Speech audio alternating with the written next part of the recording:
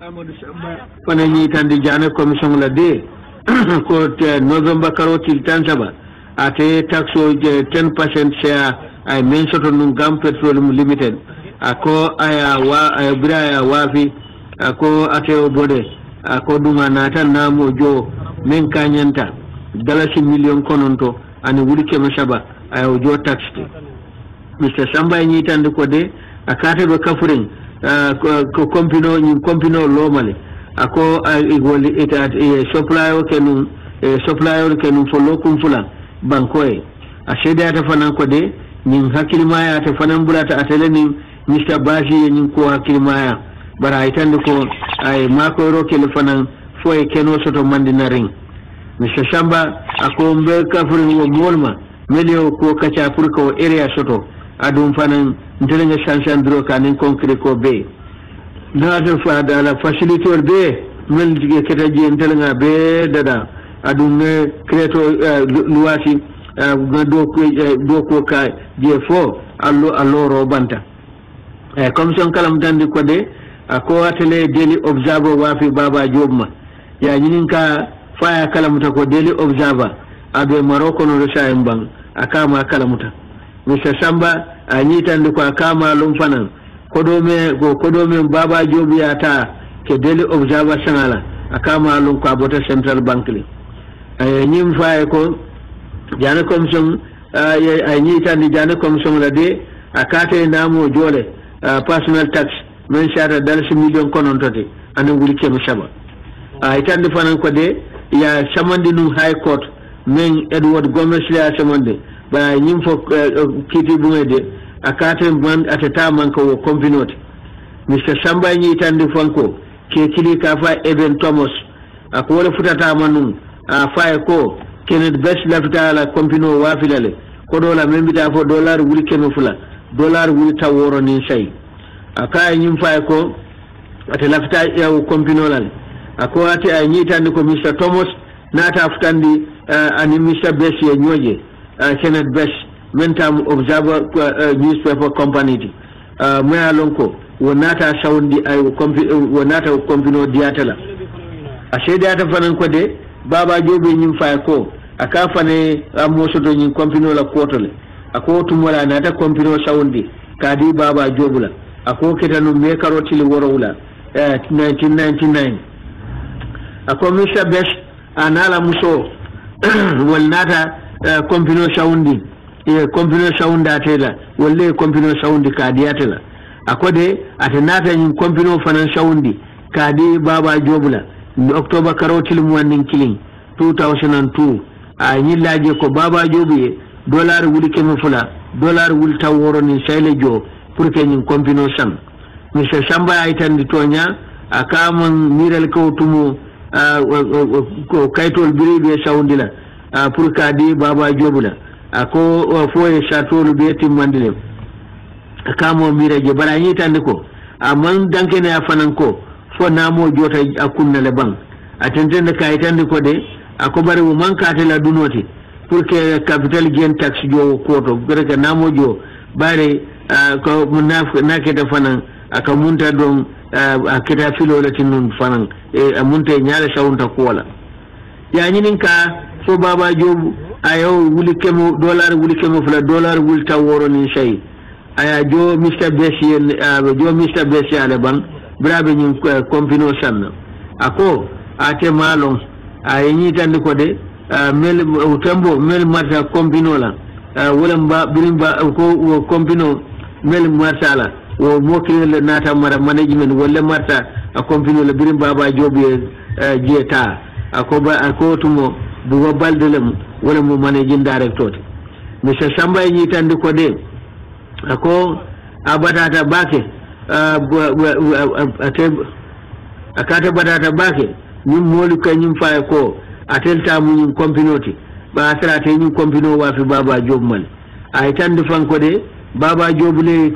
observer company ta wala tamati o tembole ye kaytoli tanda kaytol membe dending a compino la wafula nala shawno ye marke e kete jane commission bul sedoti ako be kacha min sodda tani Kenneth Best tema ina ta kumfa akobara malong fo dollar wuri kemo fula dollar wul tan sayni dollar wuri kemo fula dollar wul taworo ni say fa bota central bank le o fo commission ye ana o janu watema ay hakilo blandi ko ko akabe kayto findindilale même mu kamben kaytoti men sota Excel Construction Company ani mun to mansa kunda temo akode akaya o kayto dol natle America munta ko memorandum ani article of association wala mu company lo tay dalilol men ani kamben men sota company lo mansa kunda ko do temo anabi Mr. Samba tentende kaytande ko Excel Construction ko e contract ko soto ini mansa kunda ko to pour que State House fence kolum ka sansam ani tan fanan ko de wo kaytolu ina tawolta e marke e keta sedoti jana commission bulu ani bi ana tay tan fanan ko de akama kalamuta fonyin compino registered the bank ani GPPA akama long fa compino registered le ani GPPA bara ni tan ko de ko amanso fanan ko so company company jo so yo ko do jo company ya le bang kamo fanan long ni tan ko ke kili ka ba o ma touré wala tambita wudo ko nyaato ako kawsi keta wala consultanoti mi alon ko president ko to ya tele tombo ko kunna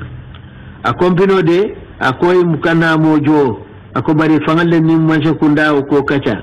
ako dalilo mi atne mukana mojo wala muninde contrat ko dafanso kete menti ayi laje ko de ako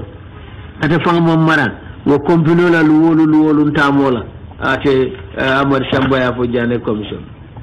ako ndamambula Gambia Oil Company la wa photo Fadi Mazigi managing director member Euro Africa Group ada telem director tenu Gambia Oil Company tene lunga tata jane commission nyati la akada mambula birigo compino wa fila memu Gambia Oil Company Limited Mr. Majige anyi kuma kan fonu bila findita jane commission nyati kaitandi letter of credit ye don tro kodo men dila kodo men ya lon ko ya dondi atata fo yiro wuli keme say yiro wuli mo ani woro keme sabatan e men dinu ke kilina company kine ka fay nusi Daniel anala company o tembo ala atoni wala mala loyate Victoria Andus anata finti Majigi tola je commission la council Mrs. Amiben Suda anyim fay ko atele managing director tinu Gambia Oil Company Limited ba yedan ko hani anyi laje ko atamu director let nyini ka munatinna atela signaro belari wa counto bala ay commission kala mutande de ako bari wotumo Mr. Bashi mantra jenu wala nata ya sinya ako bari ate damambula Gambia Oil Company wa photo ado kachame ya loko fasha buta wa fola ako Muhammad Bashi le mabe tawto anyi tan fanan ko de kai ko nyim fo ko Ministry of Finance wo tambola ela hido di ko koybe Gambia Oil Company tankandilale ada kay nyi lonko company o wafita wo man sekunda ko do male ako bari atambita num men atambita silol men na mawlom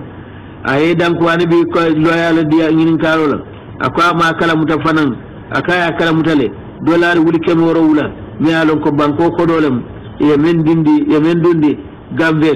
ako adwa malum fanan so ko do nata muru man sekunda to le bang ye men di Gambia la Mr. Mazigi ya samandi ko de ke membe denning do kodo me yalo ko letter of credit me ya di kodo di Dr. Yaya AJJ Jammeh Foundation account kodo la minta da kanya yiro wuli kemesa yiro wuli mo ani woro kemesa ba anintan yiro me yalo ko yiro Africa Company wala ko to le marta account wala kode ay telephone la so do membo ta Mr. Baziburu kenyim fa ko former president Yaya Jammeh ni ya maro dira ko ye letter o safe comfort letter ka ki Trust Bank Limited awonya shedo ni tandi fanan ko de ako anen akane make bare ako kodo ya fo min amanke Euro Africa Group 30 ako Trust Bank fanan man pare ka kodo di wo dalilo fanan kam wo tambole loya faye ko ako abe kodo dojo kannu account otole bar sedo nyite ko hani ako ike mendundi wo ako akatene man fendundi wo account oto atani business magnet atentende kayitande fankode de beyan la domoro ene yakil nan banko kan ya bonan bantala ta compino ko bona Italy ako ya di menna wala mun ni sol me alonko former president ya jamele tamu ko domoro de nata wala kama Mrs. Bensuda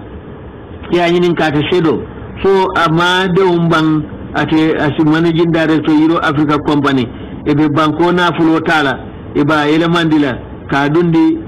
fansun kafuto me alonko kake de maroleke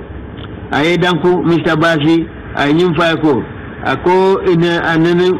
akane anene former president kacha talale ako bare abraye kumol fay ako tala alamaniya talal kaydol membe dendi wo kodola ina teta ye market e keda sedo ti jane commission bulu anin kayto kayta min tamata Gambia Oil Company tema anin GT Bank tema ani ex president ya jamme tema membe dendi wo Gambia Oil Company wala wafoma ma wafola man sakunda koto e ya kaytol beta ye marke e keda jane commission bulu sedodi atani sedo ani be atende de kaytandi ko ay kaytol ita ye kaytol ita ndala membe dendi tamandiro dolla wa account oto min ay hadanke nende ko to nyalam wolti ani tan ko dollar wul keme dollar wul tan fula yo jo global trading company me alon ko moto tan sannu EU bank kamala anim fanan contrat ko atambita num kacala kono akwate be kafuru ko do ko kono le adum fana ko ni minister of finance le be nyoburo ko to ani laje ko fanan global trading wolle o moto ludi ako transaction atambita no Euro Africa group lela me alo wole ko do ta global trading tola ida ta nyim fay ko bari Euro Africa group wole ko do ta global trading tola ako woto jigita ko e nyanta namo jolale men denta ko do o firola bar sedo ko ako company itolken namo jole wo nyawnya Mr. Mazigi aka hakilo mamburanu so ye moto tannano me ya luwasi ye tamande African Union no nyaton ko labbe mbaben kete jam aka hakilo to buranoda ye kodo men jobiri ye moto tannano luwasi wolma anibe inata kaytolu be kafu nyoma meli alon ko wolle ke alon ko ni sedo e nati ko inata kaytolu be faye a nyanta kaytolu men natla bara men na wol nati commission to o nyawnya Mr. Majigi ala lawyer ako be safero kala secretariat commission kalam tan di challenge dol membe dala pour que kayto dol soto wol kono aka ila kol be soto da jire e pour que ko kibaro dol bondino o computer to nyawnya ay la hido dide akoy be commission ma ko ila kaytol to le min kanin kaytol membe den din contrat ko la ye mendi num compagnie le mel manke kilindi membe dendi nawek la do kolla yo wol fananta e kede sedoti ye marke e kede jane commission bul sedodi men nata findi commission nyaata ko deke wala mulamini nyabalti me alon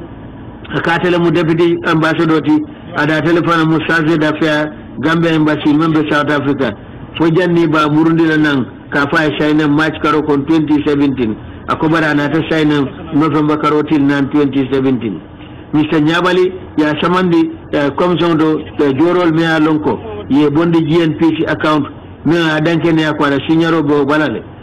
nyitani ko former president ya jamme wala sonta wo kodol la Kenya la de ako jorol fanan merkede scholarship ti ani state house do kodol menna ako tambita woltala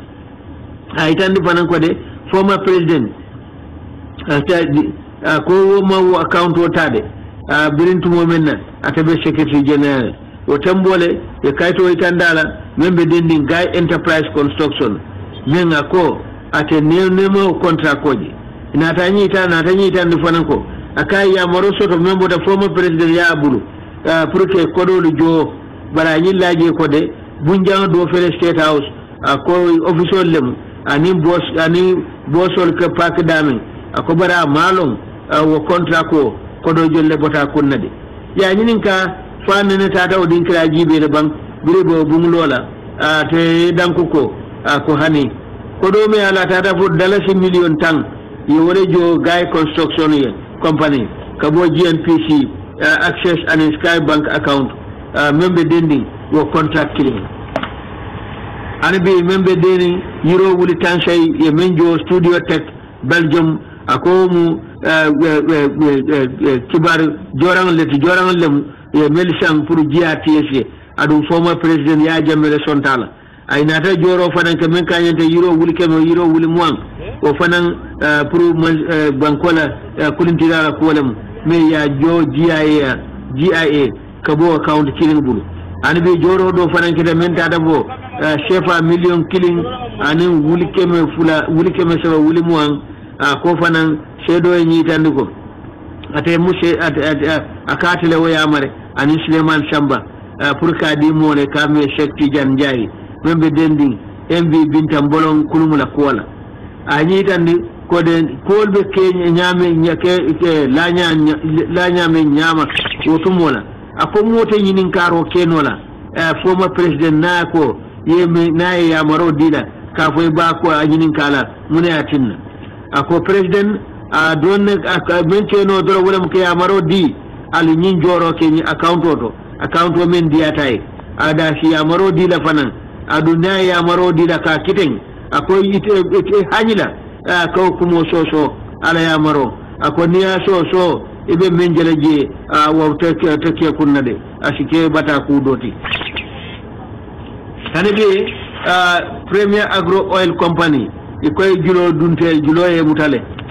permanent secretary Abdoulaye Diallo member finance minister nyim fo jane commission ko Premier Agro Oil Company ifele dentin bridge e julole e muta e mammenjo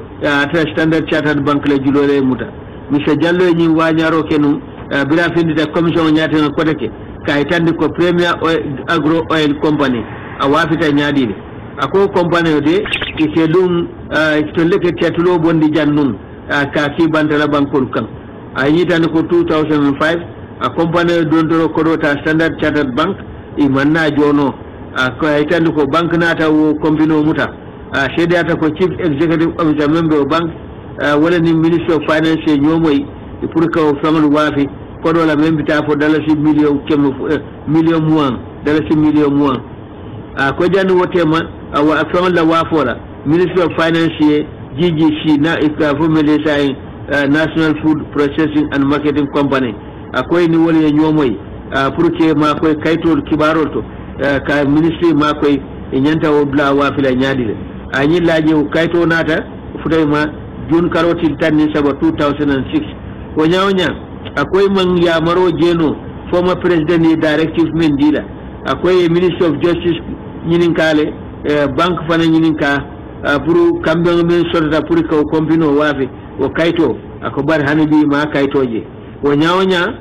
commission la loya keba ami bensuda aya faye ko asial la kata ko beke ke kayto nyini men sabuta nyim Premier Agro Oil Company a wafita kayto men na laftal ya natide Mr. Diallo sede ata ko o meltamu compino foloti mel folota mu compinoti wala indianolti ko bar Minister of Finance ye notice odi ko wallake dolle be kono mel mukatiyo fintinde bantala tiya mel katiyo wafi tiyo sanje ka wafi bantala bankol kan ko dolle mantra tamakam ako dalilo la yatinna won sakunda ko do men bijang yaaje ko woto kenyin compino sang asi makoro kenore ako kambe solota Minister of Finance anin GGC le tema o fanan ye ko dole dila me alu grant lem me lem sorolem me alu ko ya dinu sedo ten den de kaytande fanan ko a sondani na ko de o masungulu i nyanta e 50 dada a janni man sakunda ko robe sannanum ako compino de amad register bunda kilin me alon ko wole be kirin jinibe business o e lejang ako badal si million muang ako yo talem amambo bankola budget de ako bare Ministry of Finance le ako do jo anibe o tembole ke bakaytol me alon ka sonota Ministry of Finance anin Premier Agro Oil Company tema anin bank anin office of the former president ye beta ye marke e keta sedoti jana commission bulu baduru sayin sita bulli mobile shop men pere Brikama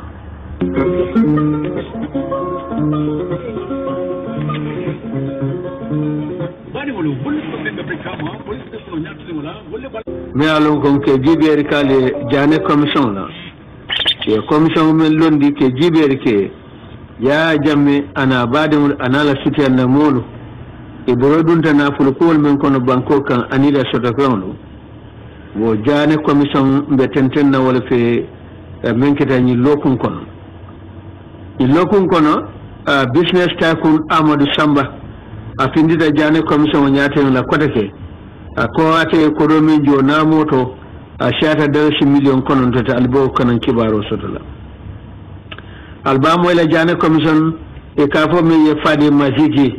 afane nyi tandu ko akada mambula wo compino la wa foto de e ka me Gambek Oil Company anibi compino min fane ka fa Premier Agro Oil Company e ko jurole muta wa fita nyame na Kenyalo permanent secretary member finance wo fanan nata jane commission to ka senandi wo ko kete nyaadi lamini nyabare me ala fanan ne kete no secretary general ti afanan nata jane commission nyaati no ko deke kodol me alon ko ke dindum la scholarship kunna ana nyum ko tamlu me alon ko fan adabula ta je bala signalo la ta kaytol men bala hal ba mo la fanan me alon ko ne mun loyal be la présidenti Lubna Faraj afanan nata jane commission nyaati ni la alba mo la fanan loya awashi je sabale afanan nata jane commission nyaati ni la ko ko senendi membe dendi Ibu Diallo ay dollar million sabo men sawndi fansu account to e tella Ministry of Justice dabulata je nyaadile anin kibar kwatamlu ane mel golle moyla bi na jamano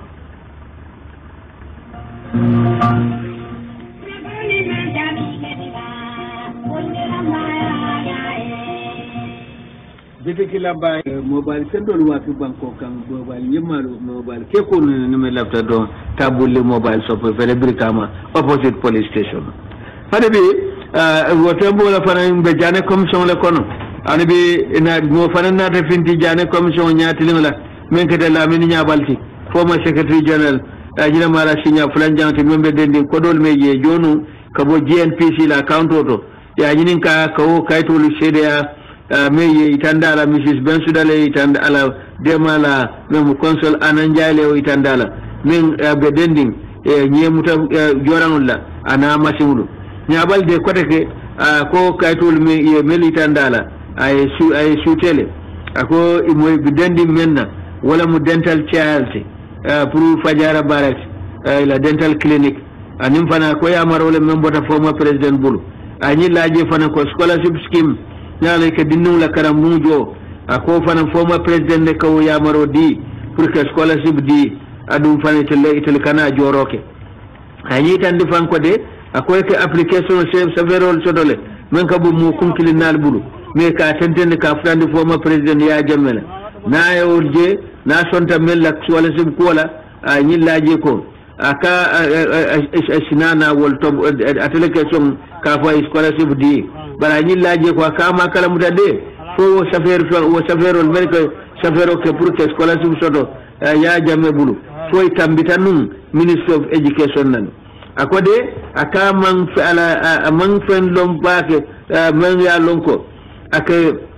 wo awards nyolo aka ma lom fanan ake kon aka wo scholarship bol di dal nyaadile former president kawdi men nyaame akama lo ka ala londo do ata je bake akama soneya wal halolu Kenya kamala wo scholarship kolu e ke di nyaame aka ko man soneya de akoy tul man fel lonje bara nyin danken yandi ko de akatele kayto dol sinya membe dendi nyemuta joran dolla ani scholarship wol men dita dolla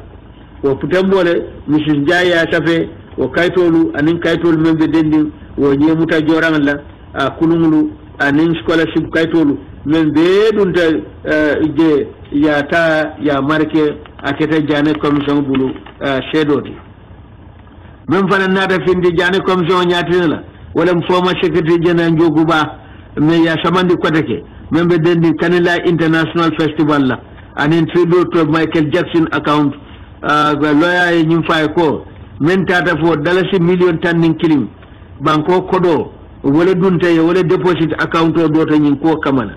wala shedo to Mr. Baya itandi kode aka kiwel mambula no nyi account wala me yelata Eco Bank me alo nyin tolle be bala bara wo nyaanya nyi itandi kode former president Yaya Jammeh ako mo kilinata kan kafa e Mbake Chum wala Jemin Jackson fa itandala nyi itandi ko Mr. Jackson wala fitanun ke bunyaka tribute ke atala koto mai ako former president lafta furka aka o fana ata furka o ben dia ako ben bureau mina kanne ya account o yele Trust Bank pura ben kamala former secretary injokuba itande ko former president Yaya Jammeh o ko adim nyin moto bori mbalu meliare ka fo celebrities akani wole nyolo mbak ada laftale furka kodo dundi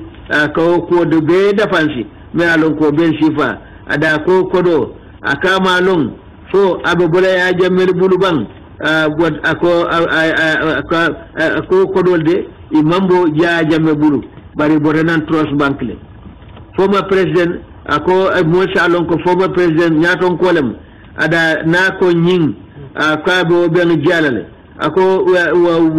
molu nata ka ku ya ko jasa ya ko to bake bari ko tumando abon sitori sol natile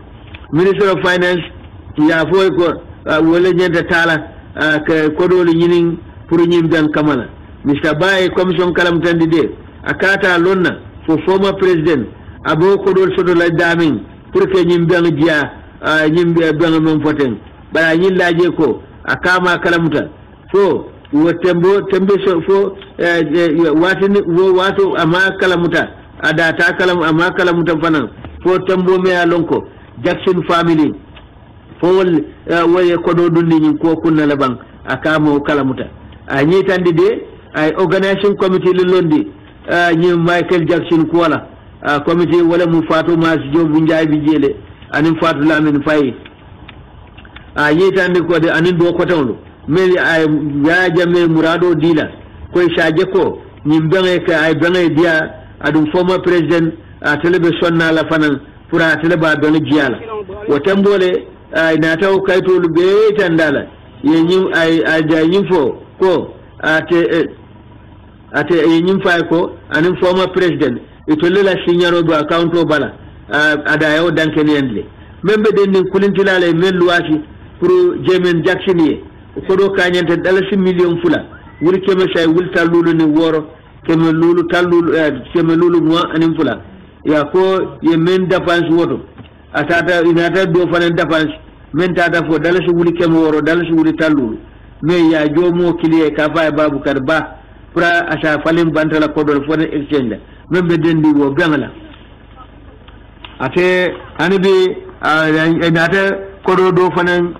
bondi men tata fo dalasi million fula wuli keme nane wuli talulu keme woro wula tansa banen kilin me ya jo Trust Bank anim fanan dalasi wuli keme woro dalasi wuli muang wo bank kilin to pour Babukar Baye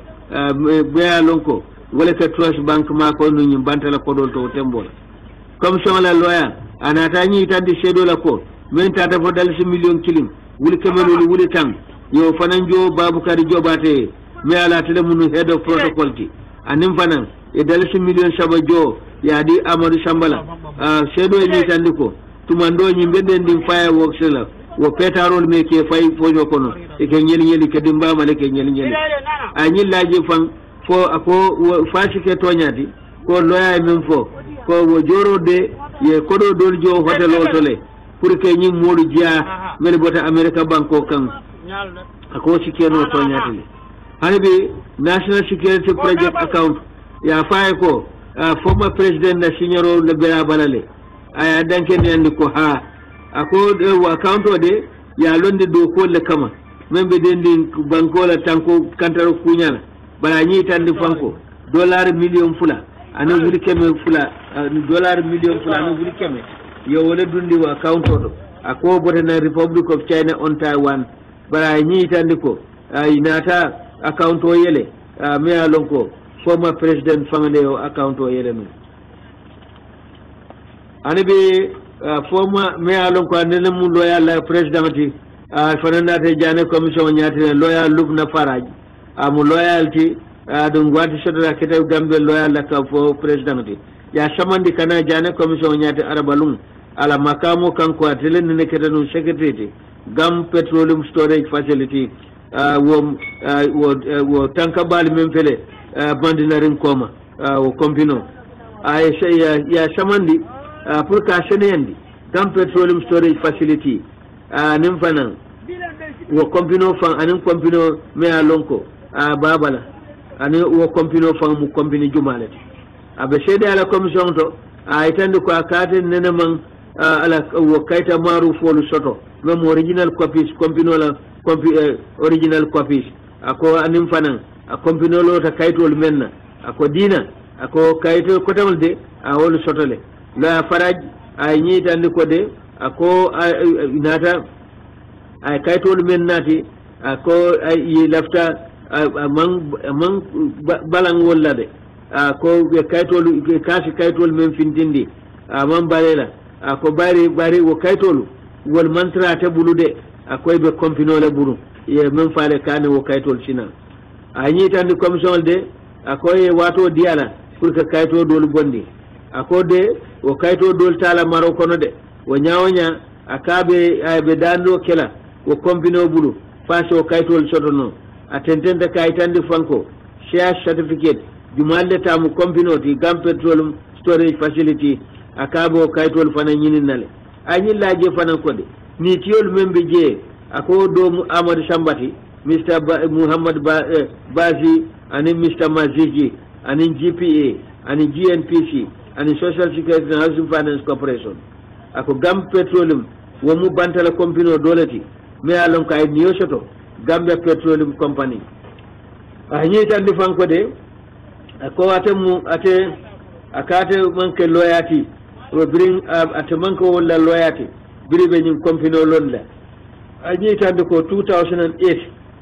Gam Petroleum ya londi kunne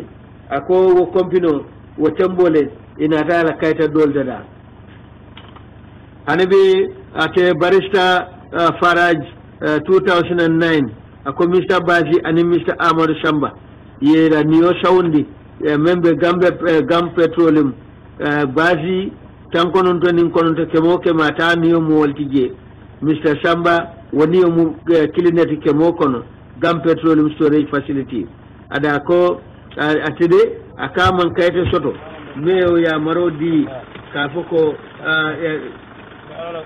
me ya marodi pour Gam Petroleum Limited Company soro bala ñi tandi ko de kayto membe dendi Gam Petroleum Storage Facility ako babulle ada ni shares melta mu jeti mel niyo bije Mr. Mazigi fanan aya saundi nyaadi le kabo Mr. Mazigi kata Amar Shamba fana saundi nyaadi le kata Mr. Bazi fo kata Social Security ako kayto lu babulle sedo tentende kaytande ko ako kayto me alon ko wala mu resulu e kumo kunto ko kompino saundi anim fanan ka niolu bonda ko kay kompino kono ko Gam Petroleum Storage Facility Company yina ta londi 2003 o tembole ala memorandum and article of association company Gam Petroleum Storage Facility alo ta dalilol men anin kaytol men be ba kunna tola anin jumalle tamati shares anin 2017 ye do ko men ke akayto anin kaytol men be dendi Gam Petroleum Company Limited la ye beta ye marke ikete jane commission bulu sedod wanyawanya sedo tentende kaytande ko akoy man kayta soto membe dendi niyo ila melta mujeti ye niyo saundi nyaadile bari consol bensuda ay nyim fay ko ijikita ko nyanta o kayto findindale memu 2008 anin 2009 anin kayta kotamulo membe den ni Gambia Petroleum Company storage facility la nobore je hawa shishe sabale loya nyaton kolem aram salum a findita jane commission nyatin membe den din kodola menta da fo dollar million saba captain Ibu Jalle men sawndi fansum bank account o dola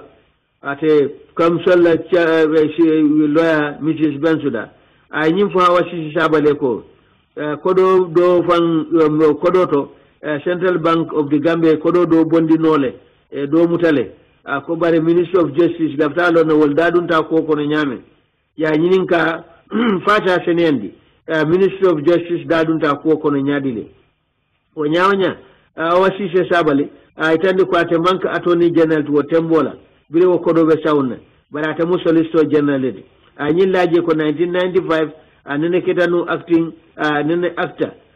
attorney general yalale palaso ya karfama ako bari nata palaso diala 1997 akoy nata mutala 1998 aka sedeyata ko akamon fellong ministry dabulata ko to nyami Ousmane Ndiaye même chief executive officer Standard Chartered Bank afanan findita commission nyatina koteke ay hakadane munatina amannano December karotil woro Mr. Ndiaye nyitande ko de akoto nyalem banque le Premier Agro Oil Company wafi Manchakunda koto mo membi jan 2006 bara nyillaje ko ako Musa Bala Jeya CDale finance minister of bare wo kodo confirmle kodo min tata fo dalasi million muang me alonko ye compino sang kodo men nyillaje fanan ko sheriff division wolle marta wafirola joro dum fanan ya tambindi nu ila banque la loyal la e kame Mrs. Aida Drame hanabi Mr. Ndiaye ako Premier Agro Oil Company India no leta munum adu worke tiyo le sang e ka bondi tloti fanan o tambode sedo abe kayto do jibe kay mendi ala console me danke ne andi ko o abe dendi wo compino la wafolla akilol bu andi ko banque de woni Ministry of Finance la be nyobulu a wafiro dum fanay to le abe da kaytol membe dendi wo compino la wafola anin compino la counto men deposito dundi kodo dundi menta da bo dalasi million mo yo kaytol taage marke keta sedo ti jane commission bulu ya nyininka fo aka compino la dada ala ta tiya kayto fo ay